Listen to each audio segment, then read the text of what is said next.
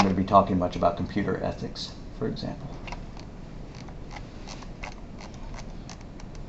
All right, so a hardware terminology. What is hardware? It's what you can touch. What is software? It's the stuff you can't touch. Hardware is the box that you kick over here, the laptop you pick up. Okay, inside the computer, there's a so-called central processing unit, also known as CPU. All it is something that responds to commands called opcodes or operation codes. One command will move a number in its memory into another place, and then another command will add two numbers together, and then another command will copy that result out to a memory. Yes? Jeff, pardon the interruption.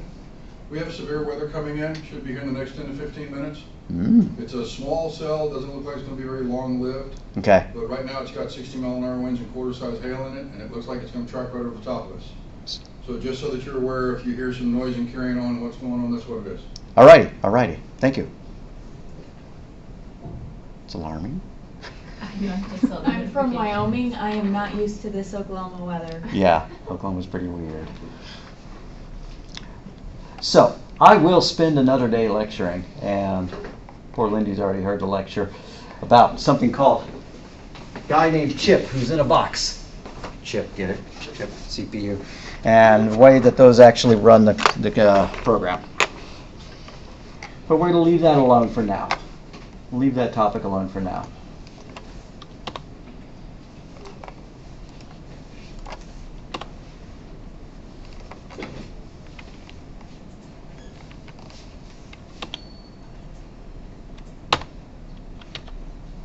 These are pretty weird PowerPoints. They're like in portrait landscape.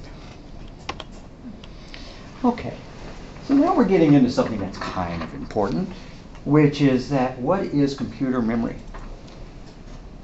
Imagine you're living in an apartment complex and they've got 100 mailboxes, and each mailbox has room for exactly one letter, and each letter can only have 8 numbers written on it.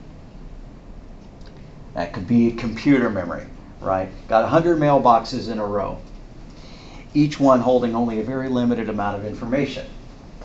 Now each mailbox is called a byte. A byte is 8 bits, 8 ones or 8 zeros or any combination thereof. And they're each addressed by a number. Just like, apartment 3, apartment 4, apartment 5, there's byte 3, there's byte 4, there's byte 5. And so the computer is just storing numbers in all those consecutive boxes and all those consecutive little spots on the chips.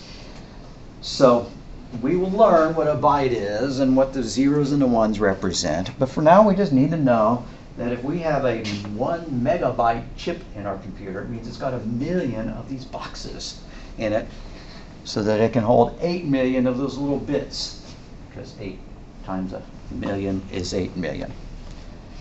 And so when the computer is ready to store a number, like we ask the user to type in their age, the age has to be stored into one of these addresses. Now we don't know which address. Java handles that for us. It asks the computer for some memory, and the memory says, okay, you're going to use address 50,000. And then so behind the scenes, that's where that number is stored. Nowadays, computers have a lot more than 1 million bytes. They have billions of bytes, known as gigabytes. Even your phone may have a couple of gigabytes of space in it for holding numbers and data and stuff like that.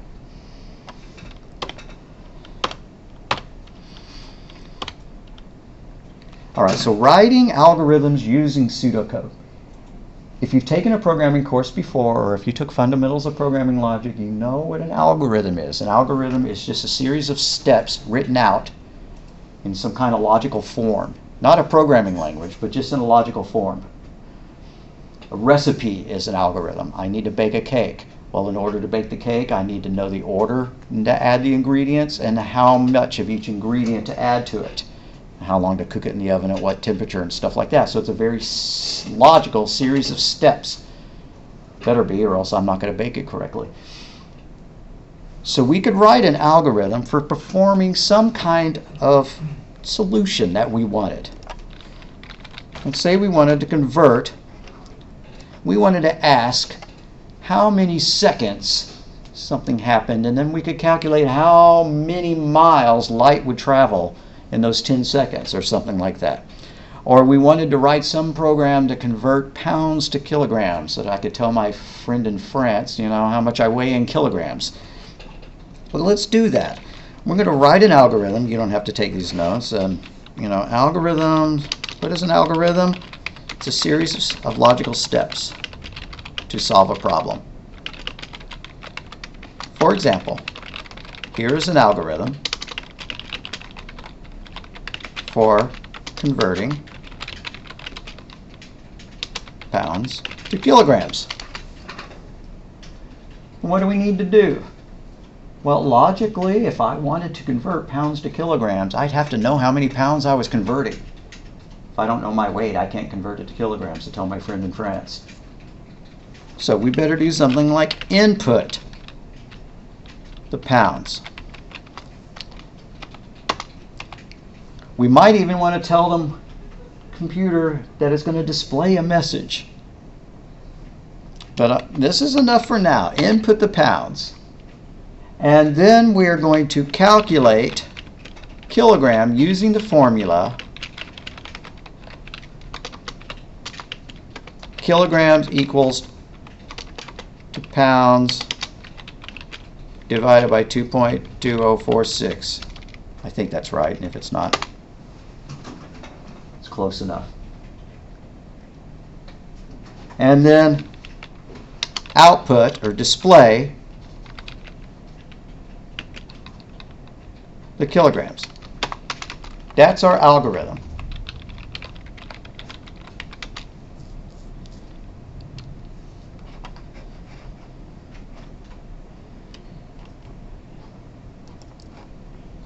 So that's our algorithm for calculating this stuff. We could write a program that does this stuff. I think we will write the program that does this stuff. Now, when I give you a homework assignment, I'm not going to give you this. This is what's known as pseudocode. Although pseudocode could be a little bit more specific, pseudocode is still not a programming language. You could give this to a programmer who can program in any language, like C# or Python or Java or whatever, and they could write a program that did this. It's generic enough. It's not tied down to any specific programming language. That's a feature of algorithms. An algorithm is not a program, it's a description of what the program needs to do. So why don't we load up NetBeans? And by the way, when you install NetBeans at home, it's going to look a little bit different than what this one does, because this is NetBeans 8, and what you installed is NetBeans 11. They work about the same. The only real difference is that when you make a new project at home, what you're going to do for this, when I finally give you a homework assignment, it comes up with several choices here. It says something like Maven, Gabber, and Ant, or something like that. Those are 3 different building systems, frameworks for compiling Java programs. We're going to use Ant, A-N-T, just because that's what NetBeans 8 uses, and we want it to work the exact same way at home as you do here. So when you create your project at home, when you do File, New Project, there's going to be a list of 3 things there. Maven, Ant, and whatever the third one is. Just choose Ant, and then click Next. Oh, well, what do you know? Maven's even right there.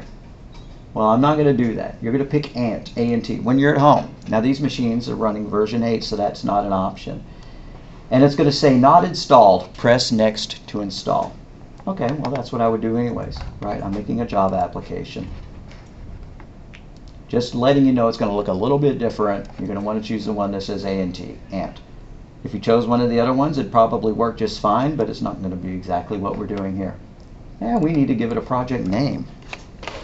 Why not LectureB? Feeling real creative. So did everybody get NetBeans loaded? And is that this point? Yes, ma'am. Actually, and it's thinking about loading. This computer is not the best. switch over to using NetBeans on this one while this one's waiting about it. I might have to bring in my other computer for this. My trackpad doesn't work. Oh, okay, good, because I can't use trackpads anyways. This feature is not yet installed. Maybe it's because we're not on Wi-Fi and we need to be on Wi-Fi. Does that sound possible? My computer's connected to the Wi-Fi. Sure is. Yeah. Well, it should not be hanging like that. It ought to be really fast. We're on a fast internet here. Ooh. There we go. Finally.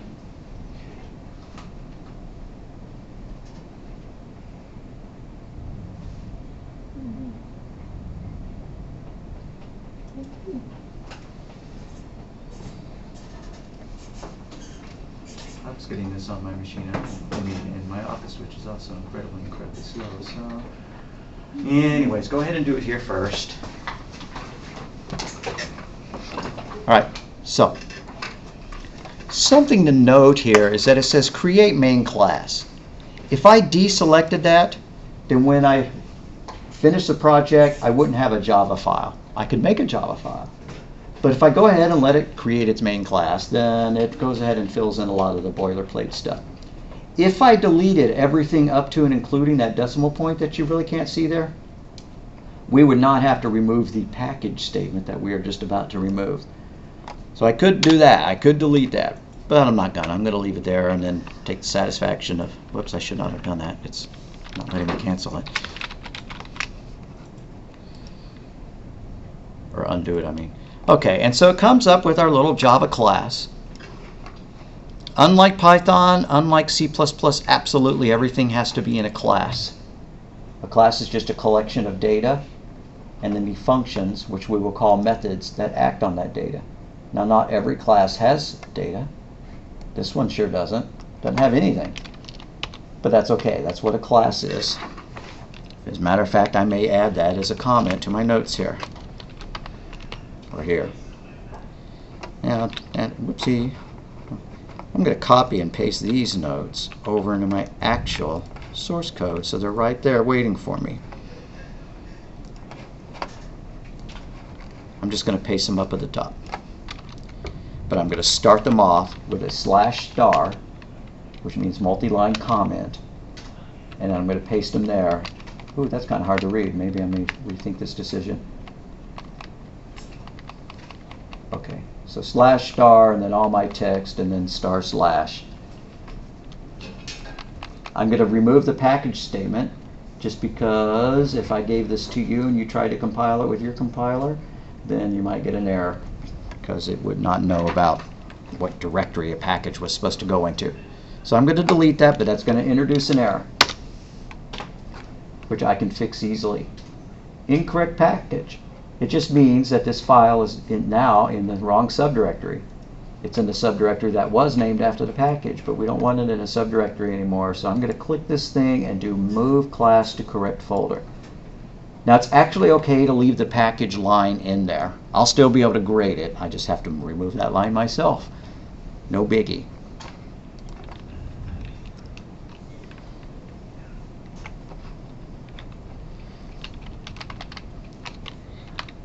So, author J.G. Thompson, this is LectureB.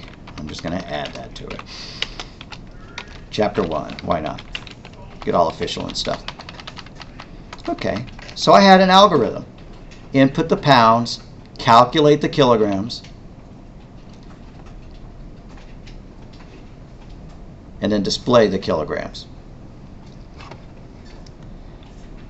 So we need some variables to hold our data. We're going to need a pounds variable and a kilograms variable.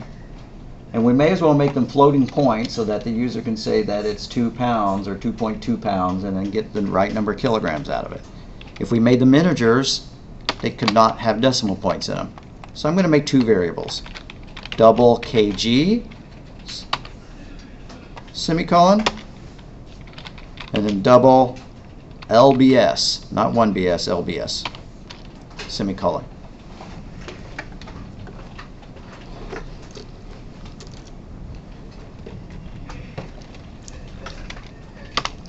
These are called declaring your variables. Can I spell declaring right? Declaring variables. When you declare a variable, you give it a data type and a name. If you took fundamentals last semester or last spring, you didn't have to declare your variables before you used them. In most languages, which are known as strictly typed, strongly typed languages, you got to go ahead and declare them. And a consequence of that is that they cannot change type. You cannot suddenly store a floating point number in an integer or convert a string to an integer and use the same variable name like you could in Python. And if you don't know Python and those statements don't make any sense, that's okay. All right, so what's the first part of our algorithm? Input pounds. Well, in order to do our import, and pretty much every one of our programs is going to need this, we have to have a scanner. A scanner object allows the user, it allows the program to accept input from the keyboard. So by the way, you saw me fix that problem up there, right? Don't type this because I'm going to undo it. Right, please don't type this. It showed a problem and I clicked on it and boom, it fixed it, right? Don't get in the habit of clicking on things and fixing it that way unless you know exactly that's what you want to do. And I'll give you an example of that. Say I'm trying to create a scanner to do input. So maybe I come over here to my variables and I type scanner, don't do this, with a capital C by mistake. Or I type in scanner all in lowercase, which is a mistake.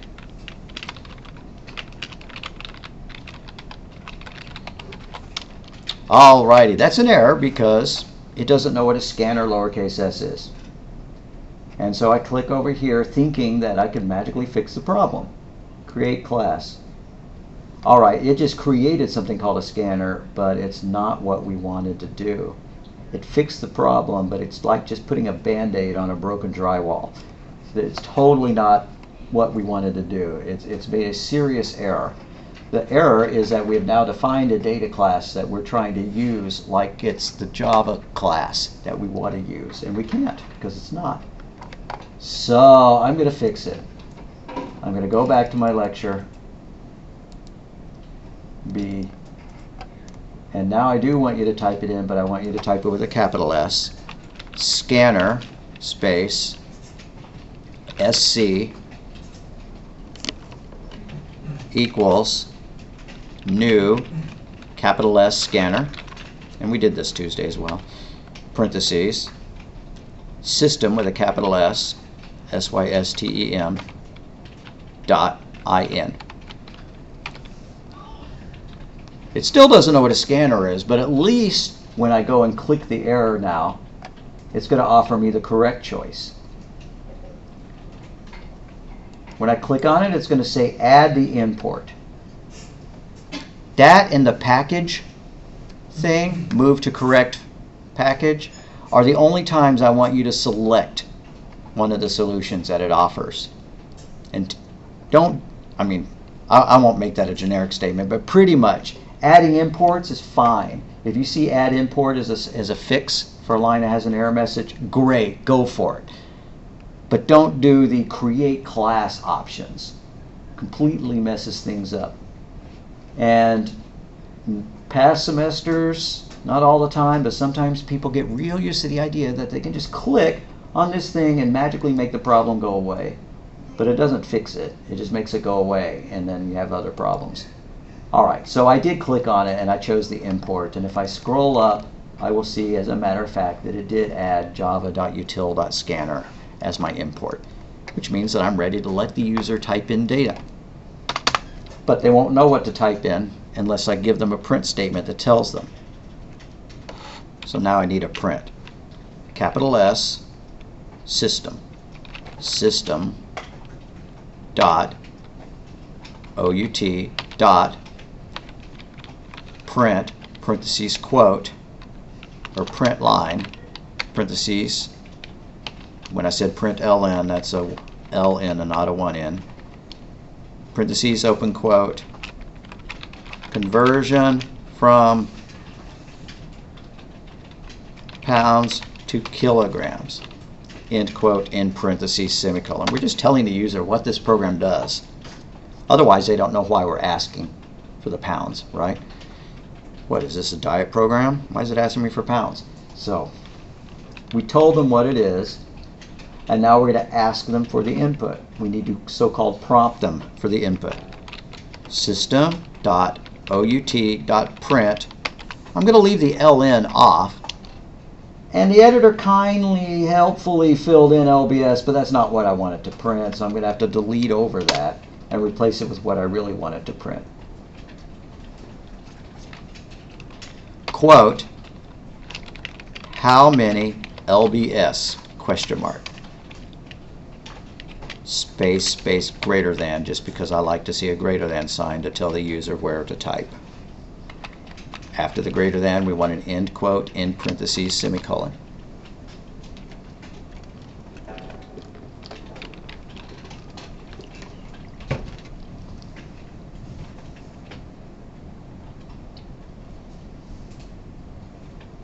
Alrighty? Now we need to let them type it in. We asked them for pounds, so we're going to use LBS equals, and our scanner name is SC dot, and these are doubles, so I want to do next, and then capital D, double, parentheses, in parentheses, semicolon.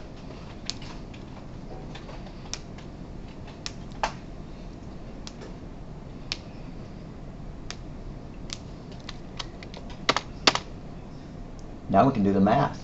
We have done the first step of the algorithm, input the pounds. Yeah, it took several steps to do it, but, well, that's why we're earning the big bucks as Java programmers. We know what to do. Calculate kilogram using this formula. Alrighty. Why don't I actually Google that up and make sure it's the right formula? 1 kilogram in pounds. Well, I was close.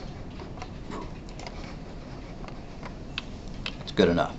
KGS, or just KG apparently is what I called it up here,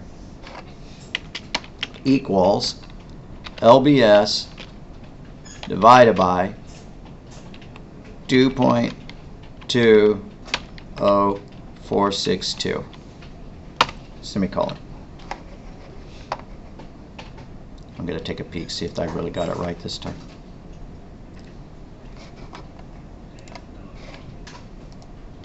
Yep, except it's 462, that's what I got here. Yep, okay. Now we've calculated it. And I'm ready to print the result. System.out.print ln parentheses quote. The first part of our print statement is going to be the words that we want to appear in front of the number, and then outside of the quote we're going to put a plus sign followed by the variable itself. So that equals space end quote plus kg plus quote space kilograms period end quote, in parentheses, semicolon.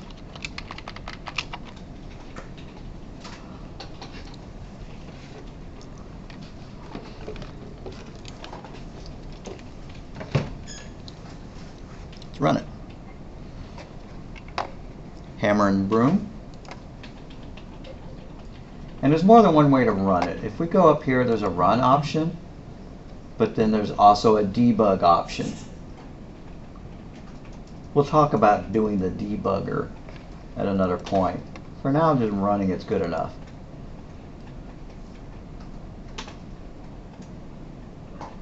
Alright, we ran it. It produced some output. I can't see the output. Thanks a lot. Maybe if I move the windows around. There we go. Conversion from pounds to kilograms. How many pounds? 200 pounds. That equals 90. Ooh, that's a great big number. But that's all right.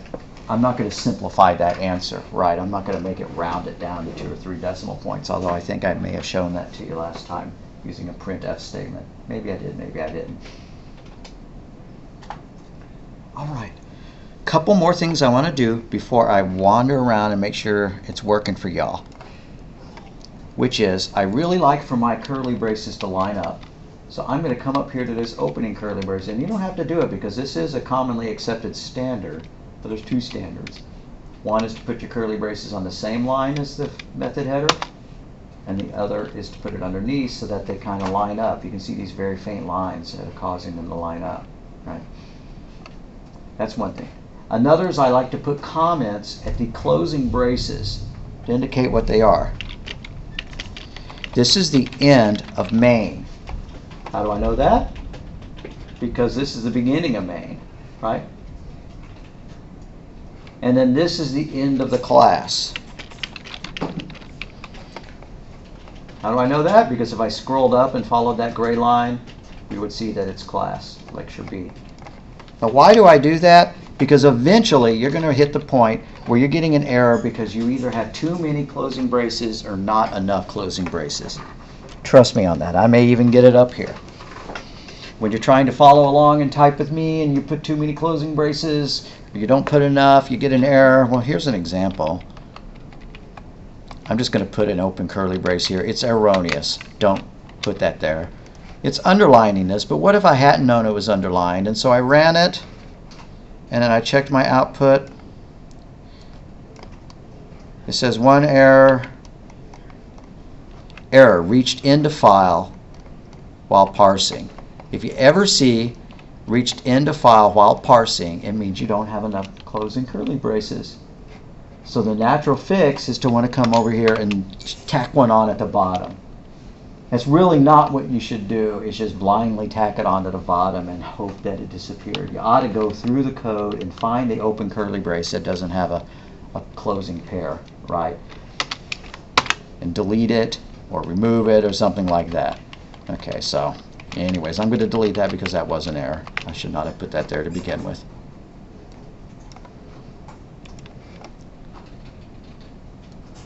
Bring the code back on the screen so everybody can type along. Let's make sure I didn't break it, so I'm going to run it again. How many pounds? 400. It's equal to something. Yep.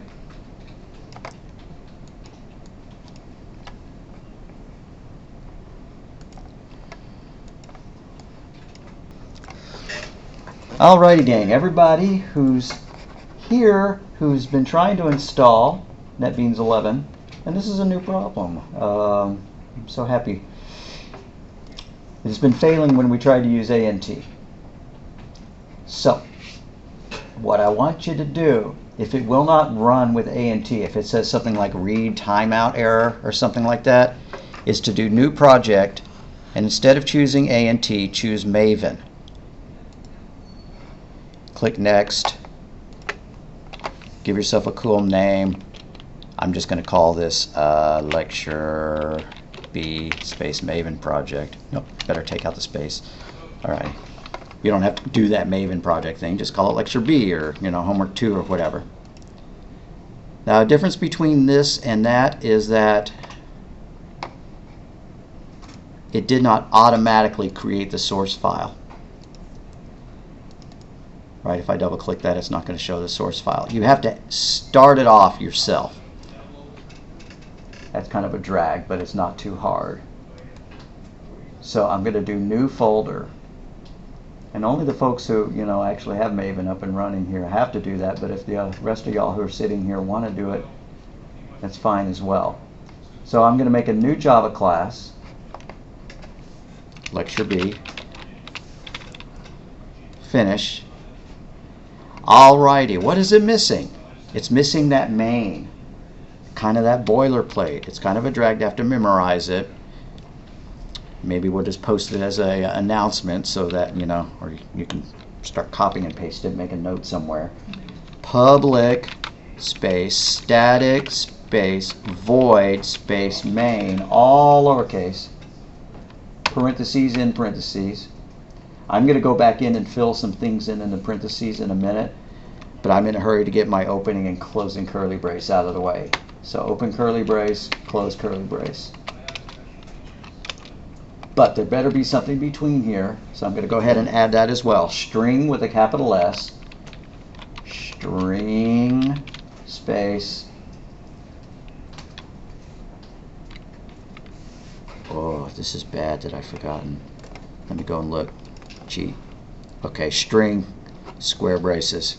Going back over here. String square braces ARGS. Now, it'd be a good idea just to copy and paste that and put it in a notepad or something, right, so that you could use it later. But once you get one program made, you can always go and open another one, right, and then copy that line out of there. So I'm just going to leave that alone. I'm not going to bother storing it anywhere else. Now it should run even if it doesn't anything. So let's put a print message in it just so that we can test it. System.out.println, parentheses quote, hi, exclamation mark, end quote, in parentheses, semicolon. Click the green arrow. It doesn't know what the main class is yet because it didn't make the main class when the project was created. So select main class. And then if I go and find my output down here, oh, look at it doing all that stuff.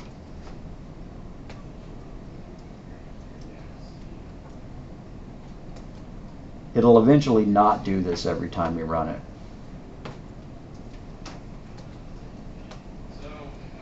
All right, it ran, and it did print high. If I run it again, it's not going to download all those things. It just prints high. So, Shannon and Tran, did it work for you?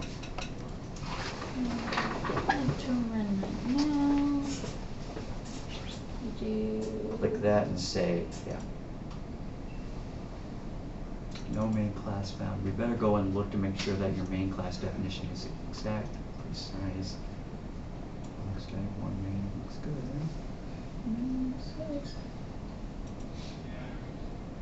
Cancel edit. Control S here.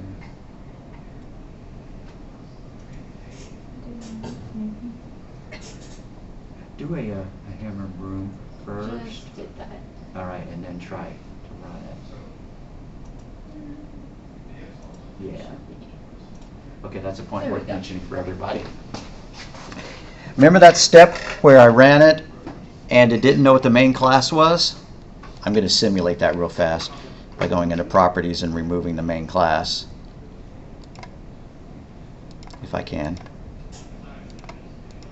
Maybe I can't. Guess I'll leave it alone. Okay, anyways, if it doesn't give you a main class to choose, it's because you click the green arrow.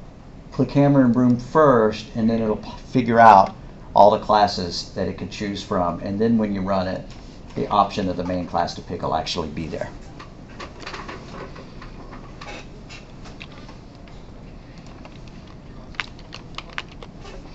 Okay, so I don't know if y'all who didn't get to do this want to type in the few lines of code from the other one.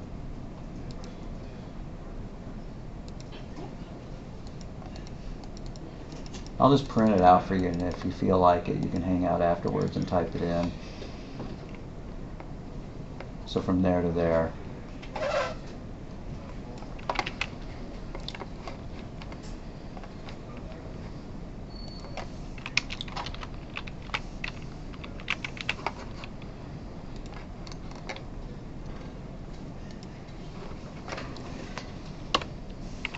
So programming language. A language, a high-level language is one that's got words that we recognize in it. English words in our case, right? Print, and while, and if, and class. Actually, I kind of fibbed there because print is not a keyword in our case. But if we go and we look at our editor, the keywords are all highlighted a special color. They're colored blue. These are all words that make up the language. They define the language. You know, and English kind of works like that too. We have words, right? We have, you know, words that make up the language, like is and run and, and pick up and stuff like that. And then there are other words that we get to create. Like I could make up a new company name, Veronix, right? Or I could name my kid something new, right? It doesn't have to be a real word. I could just make up a brand new name. Can't come up with one off the top of my head. So these are keywords. And then this is what's known as an identifier. An identifier is just a name that we got to pick. Now it doesn't look like we got to pick it, right? Because it got created automatically when I created the class, but that's okay. I really did get to create it, right? I typed it in when I was making the project. That's an identifier. It's a variable name. That's an identifier. That's an identifier. This is also an identifier, but it's a class name, but it's not a keyword. The keyword are like the vowels and the nouns that make up the language itself.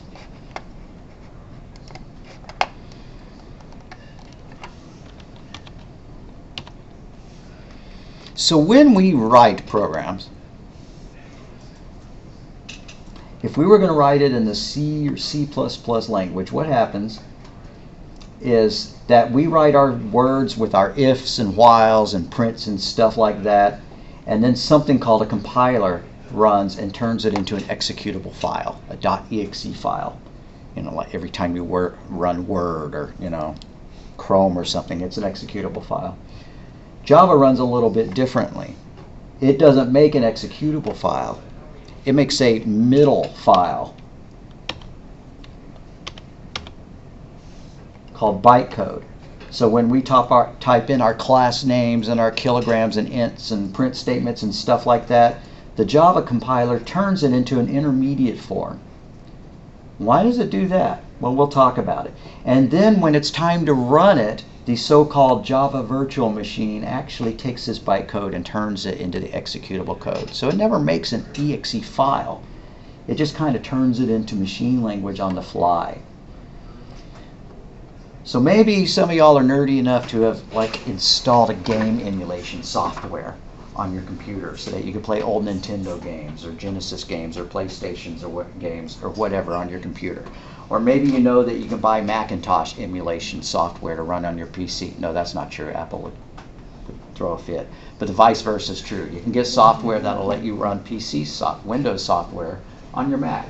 It's called emulation. Why is it called emulation? Because Pac-Man was written in some language that was appropriate to chips in 1979 or 1980. There's no possible way you could just copy that file and have it magically run on your computer. There has to be a program that'll read that file and then do all the hardware simulation behind the scenes so that it can display the screen of Pac-Man and then accept the keyboard input to pretend it's moving a joystick. The advantage of having an emulator is that you could then take that same file that you downloaded from Pac-Man and you could then run it on a different computer. Or you could run it on a phone that had the emulation software installed on it. Right? You could run it on your Android.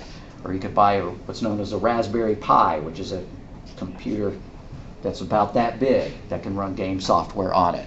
So the emulation lets it take the same code and then run it on any platform that has the emulator written for it. And so Java was originally written to run on appliances, microwave ovens and fridges and cars and cable boxes and stuff like that. But then people figured out that it was really useful for other things too. So it makes a middle, kind of like if I translated my very verbose document, right? Let's say I'm a PhD and I'm writing a thesis, right? And doctoral, and I'm using really, really sophisticated language. And then I wanted to write this in such a way that somebody who needed to speak, read it and it could be translated into French, they may not be able to even understand that complex syntax that I was using. But if we then broke those sentences down into simpler words, use fewer syllables or whatever, then somebody could translate that more easily into another language, or it'd be easier for somebody to understand. That's probably a really bad simile. I'm not going to talk about the history of Java right now. We may go back and hit this slide next time. Quiz question. What is pseudocode? It doesn't use precise computer syntax. It doesn't get compiled. It's just a written English text description. And I gave you a demonstration of pseudocode. This was our pseudocode right here. Input some pounds, calculate kilograms using a formula, right? That's not a program. It's written very loosey-goosey. So, pseudocode is just a loosey-goosey description of an algorithm. Now, this isn't even true anymore. This is showing that the textbook needs to be updated because browsers no longer support this because they were considered not unsecure, security errors, security flaws. But Java programs can be embedded in web pages with applets. That's what the book says. If I gave you a quiz over this chapter, that would be one of the questions. No, it wouldn't, because it's not true anymore. The browsers have disabled the functionality of calling applets. Just like they stopped supporting Flash. You can still download a Flash thing, you know, and put it into your computer, but by default, they don't. And your phones don't support Flash anymore. It's kind of considered obsolete, even though I teach it. Chapter 1 quiz questions. If you submit your homework to class, oh, for Pete's sake. Where in the world did this come from? I downloaded this from the textbook company. What happens if you're caught working together on a homework project? 50%, you get a 0. Yeah, that's actually what happens, double secret. Now, we talked a lot about academic dishonesty. It's not a good thing. Okay, so that's the end of that, but I would like to go ahead and give ourselves another example of doing a conversion. So why don't we, you know, if you did the Maven program or whatever or not, I'm going to start fresh. What do I mean by starting fresh? I'm going to create a scanner. You already have a scanner in your program, guys, who were working along with Ant just fine. Scanner, SC equals new scanner, all with capital S's. Well, scanner's capitalized anyways. Parentheses, system with a capital S, .in, in parentheses, in semicolon. Notice that it comes up with an error because we do not have our import statement. We could click on this thing and add the import automatically, or we could just type in import as long as it was above the class statement. Import space java dot util dot capital S scanner, right? But normally I'm going to let NetBeans add that automatically because it's a lot faster. Ooh, and I have this backslash here. That's not supposed to be there. That's why it's telling me there's a syntax error.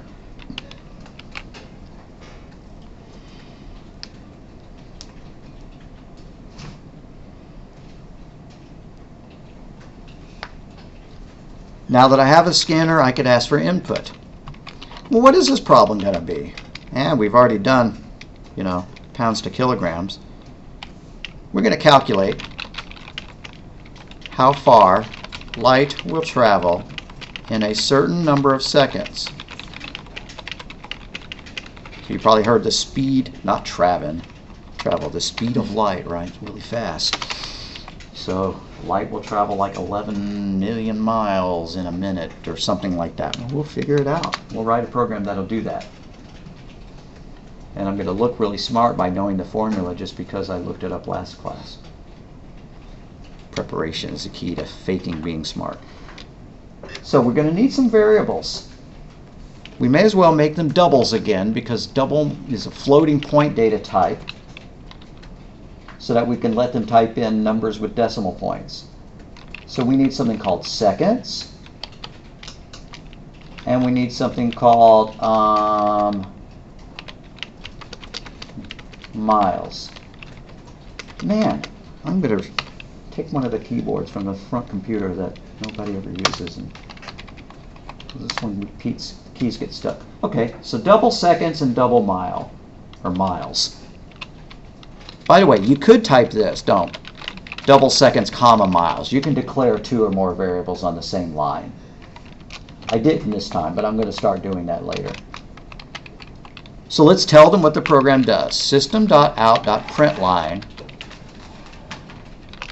distance calculator for speed of light.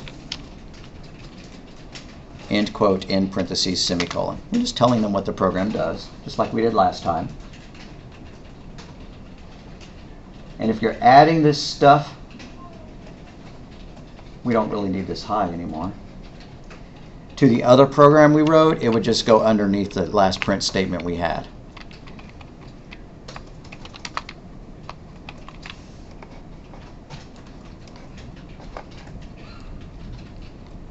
All right, now let's ask them for the input. System.out.print, parentheses quote, how many seconds, question mark, space greater than, end quote, in parentheses, semicolon.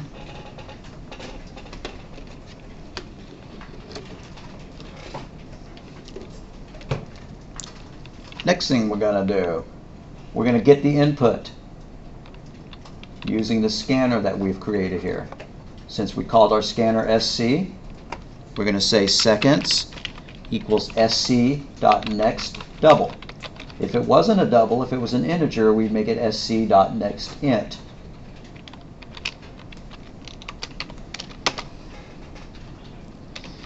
Now we can do the conversion. The formula is miles equals seconds times, and see, I should have added that to my specification up here. I should have said up in my comments, the formula is miles equals seconds asterisk 186,242. I may have gotten that wrong, even though I was bragging about knowing it. It's close enough. Miles equals seconds, and then I'm going to type the same thing down here because that is our formula. I can't help it. I gotta look. Speed of light in miles per second. 282. Is that what I got? No, I said 242. My mistake. Okay. So my formula, miles equals seconds, asterisk 186, 282. I think that changed since I last looked 30 minutes ago. I kid. Supposedly the speed of light is an inviolate constant that no matter what else changes in the universe, it has to stay the same. All right, so we have the miles calculated. Now let's print out our result. System.out.println, parentheses, quote,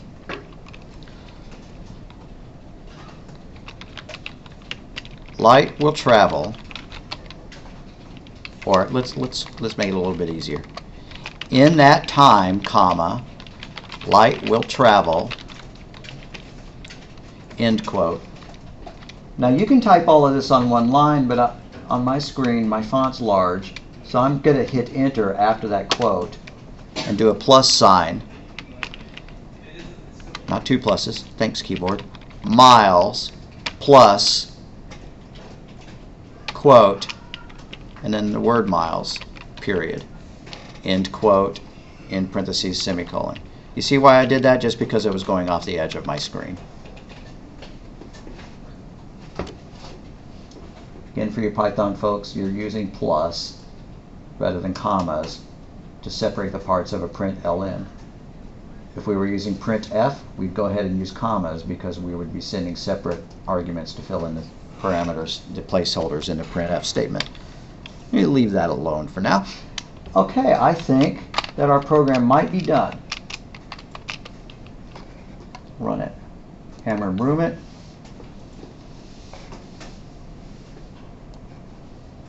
Yep, build success. Run it. How many seconds? Well, there's 60 seconds in a minute, so 60. And in that amount of time, light will travel, ooh, that's a big number, 11 million miles. It'd be kind of neat if it wasn't displayed in fractional form, I mean, you know, scientific notation, but it is, so we'll leave it alone. Good enough. That happens to be true. What if we run it, and I'm curious as to how far light will travel in half a second. 0.5. All right, 90,000 miles.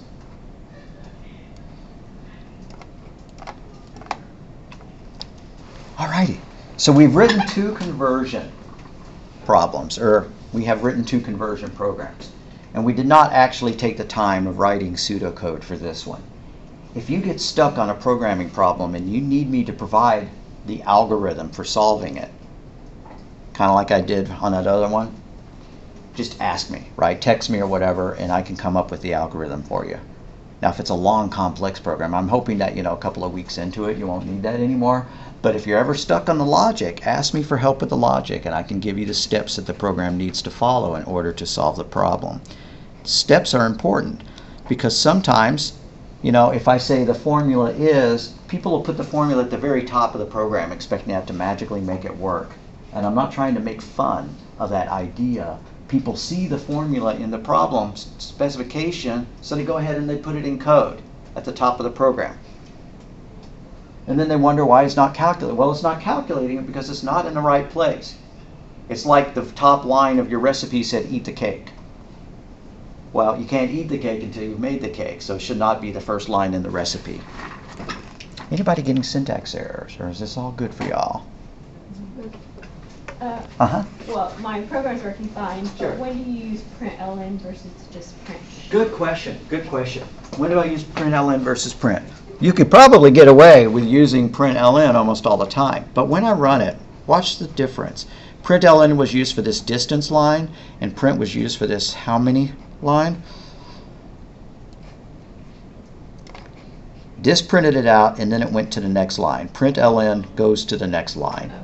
And then print doesn't go to the next line, so it left my little input cursor on the same place. Okay. If I had made this println instead, the second one println instead, then the input would need to be entered underneath that line because it would hit enter on that one and hit enter there. So I would be typing my input there. Okay. So for input, I kind of like it to be on the same line. Mm-hmm. And so for my input prompt, quite often I will just make it a print statement.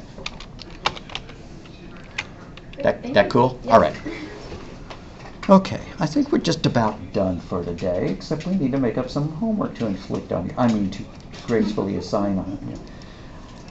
Again, I like putting comments on my closing braces. This is the end of main, and then the last one is the end of the class. How convenient, because we're just about at the end of the class. So I'm going to describe the homework, and to describe it, I'm going to put it in a multi-line comment. You don't need to do this because I'm going to upload the homework. /* homework. Write a program that will convert from ounces to pounds. The formula is pounds equals ounces divided by 16. That's part 1. Part A, however you want to describe it. And then part B. Write a program that will convert. Have we done pounds to kilograms today? Was that one of our assignments? We did pounds to kilograms. Yeah, okay, so we don't want to be lame and do the same thing 2 times in a row. So what are we going to do? We're going to do the good old temperature conversion. Write a program that will convert, Fahrenheit,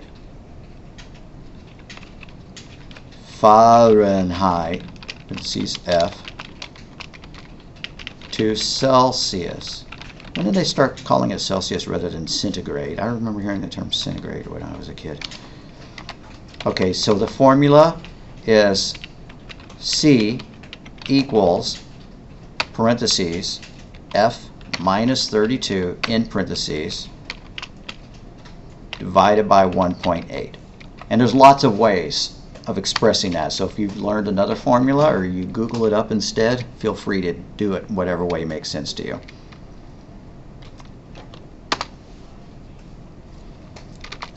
So both programs should ask for the necessary value, right?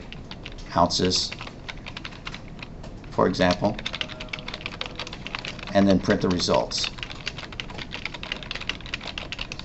Pounds, for example.